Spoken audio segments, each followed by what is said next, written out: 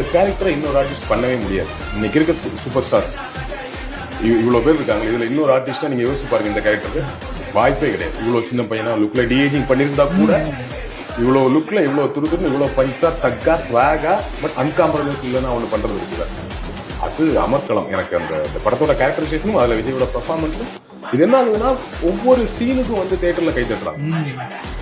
அவர் படம் ஆரம்பத்துல வர்றதுலேயே அவர் காமிச்சதும் ஒரு விழக்கூடிய கிளாப்ஸ், கடைசி சீன் கடைசி டயலாக் வரைக்கும் விழுது.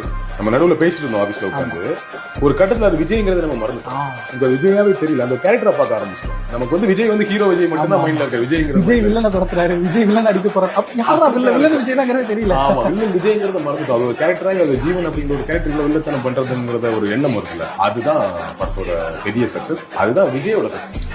அந்த அளவுக்கு விஜய் பண்ணிருக்காருன்னு சொல்ல வர எக்ஸ்ட்ரா நிறைய பெர்ஃபார்மன்ஸ். ஸோ ஆடியன்ஸ் வந்து ஃபர்ஸ்ட் டைம் விஜய் இந்த மாதிரி ஒரு கேரக்டர்ல பார்க்கும்போது என்ஜாய் பண்றாங்க.